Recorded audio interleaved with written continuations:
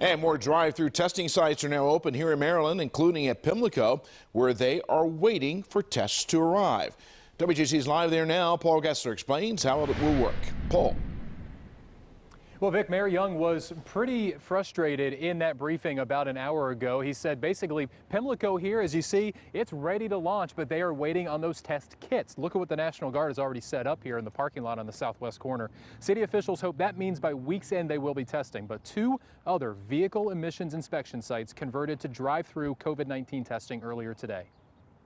You're looking at Howard County's first drive-through testing site. This is progress. This is a step in the right direction. It opened Tuesday morning at a vehicle emissions site, making 5 such locations now statewide. We're used to doing beep testing, but we have quickly adapted. There is a testing team within the bay who will take the specimen collection. Each person with an order and an appointment gets a nasal swab. Chris DeMonte is one of them, though he says his doctor was hesitant at first to order a test. I essentially made the decision myself. I want to get tested. I need to get tested. He started having chest pains and fatigue last week and hasn't come in contact with any known patients. It would have had to have came from a grocery store, a Walmart, something like that. Health officials say they wish they could test more people.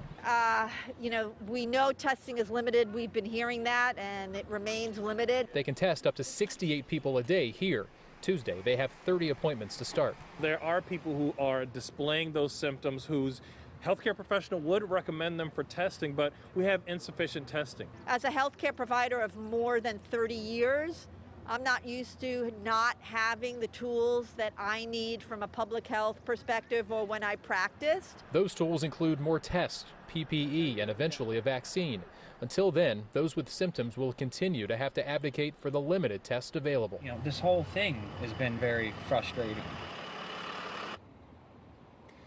Now, you are in and out of those drive-through sites in about 7 minutes, but it could take up to 7 days for your healthcare provider to get your results. Again, you need an order from that provider and an appointment to show up to those sites and get tested. We're live at Pimlico tonight. I'm Paul Gessler for WJZ.